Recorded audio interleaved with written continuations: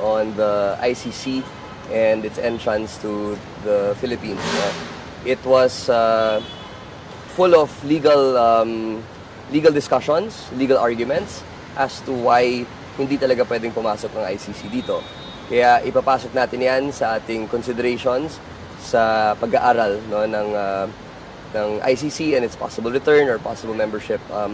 Just for the record, yung mga arguments po niya ay very valid, kagaya Ito, sumulat na po si BP Sara sa DOJ. Ako na unti-unti nabibilib ako dito kay BP Sara. Iyan ay it shows yung kanyang humility. Siyempre, alam mo naman, 'di ba? Vice President 'yan eh. Pero dumaan sa proseso, hindi siya daldal ng dalda, walang drama, walang ingay, sinunod niya. Sumulat na siya na ang kanyang side na bakit hindi dapat papasukin ng ICC. 'Di ba?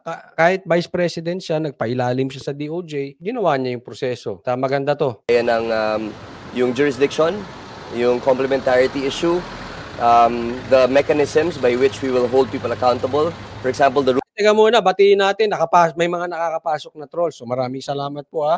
Sabi nila dito kasi mga galit sa SMNI. Ako po ay hindi ako pabor sa SMNI. Kahit i-check nyo yung mga videos ko dati. Wala ako pabor o hindi pabor. Ang issue ko ay issue, hindi tao, hindi channel. Kaya total, nandito na kayo mga trolls para may pakinabang kayo. Subscribe na.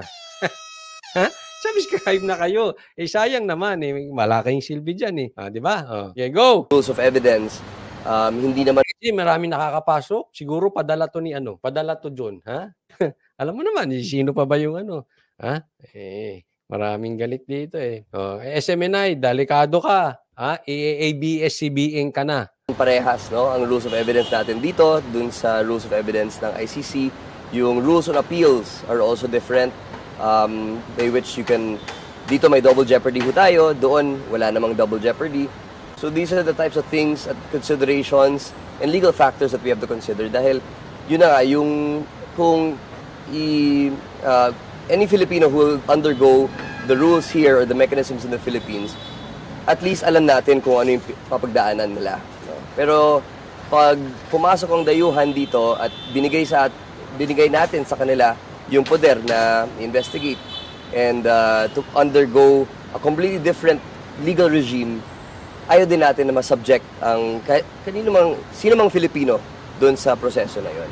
Sir, may bago ba or may dagdag ba siyang argumento na makakadagdag doon sa stand na wag nga papasukin o wag makapag-cooperate? There are good legal arguments. Yes, and ganito lang yan, pasimplihin natin. Una, hindi talaga dapat papasukin ng ICC kasi wala silang jurisdiction dito at hindi na tayo member. At napakadelikado niyan. Kasi pag pinapasok mo yan, magiging batas na yan. Na pagkaano tayo na may naging problema, lagi na silang mangingialam. Ang problema niyan ay pwede ring magaya sa problema natin sa mga makakaliwa. Bakit po? Kasi pag meron silang ayaw na politiko, pwedeng gamitin ang ICC para magkaroon ng political persecution. Same thing sa mga makakaliwa. At alam ko, hindi lingid sa inyo na yan ay nangyayari sa Pilipinas. Hindi sila dapat namamayagpag dito. Wala silang karapatan. Ang mangyayari po pagka may ganyan, pwede mong ibato na lang para kang nagbato ng isang tao sa mga leon dahil kaaway mo sa politika. Ganyan po ang madalas nangyayari sa mga makakaliwa. Problema po yan pag nakikuntsaba tayo dyan. Hindi dapat talagang papasukin yung ICC. Wag sana tayo magpataas ng presyo. Stop nyo na. Hindi na dapat may inaantay pang go signal nung kung kanino man. Stop na yung ICC. Tapusin na yung usapan dyan. Minsan yung mga sagot, medyo pabaklang sagot Yung alanganin. Hindi ko to sinasabing siya.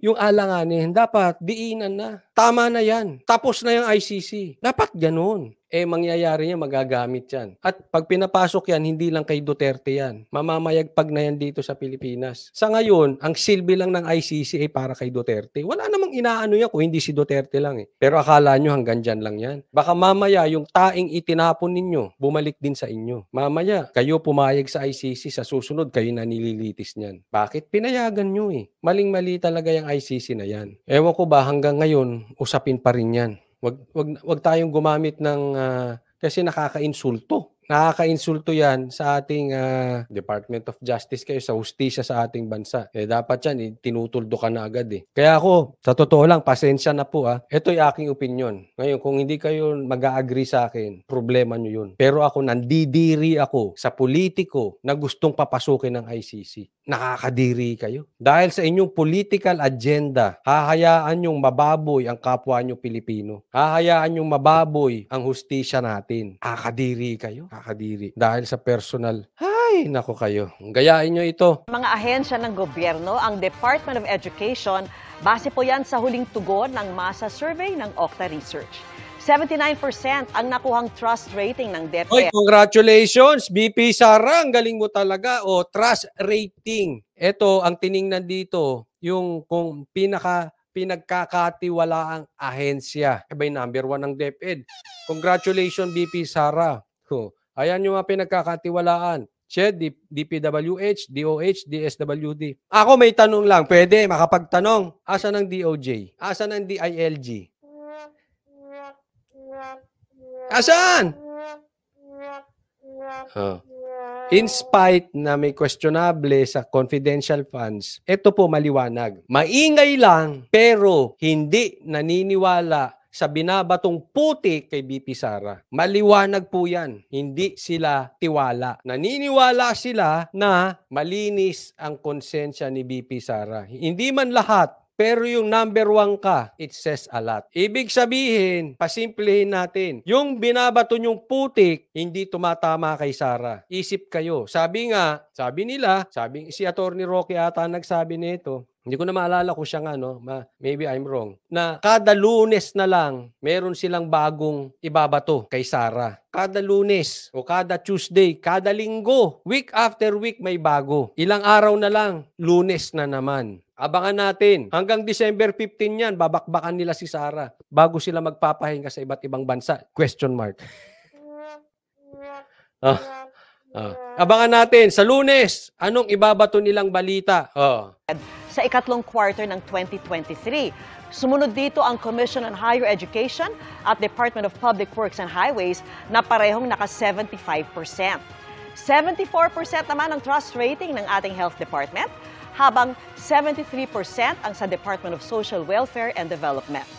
Nakatanggap naman ng pinakamataas na distrust rating mula sa Adult Filipinos, ang Department of Trade and Distrust rating, DTI at DBM. Kasama ba sa DTI si Romualdez tsaka hindi, nagtatanong lang hindi ko kasi alam, pasensya na, bobo lang. Kasama ba sa DTI si Romualdez tsaka si Erwin Tulfo? Hindi, may distrust 16 ang baba. Hindi kasi nakikita natin sila sa papalengke. Hindi, tanong ko lang idol nyo ba si Mar Rojas? Kayong dalawa, kayong tandem. Kayo tandem ngayon sa palengke. Idol nyo si Mar Rojas? Industry at Department of Budget and Management.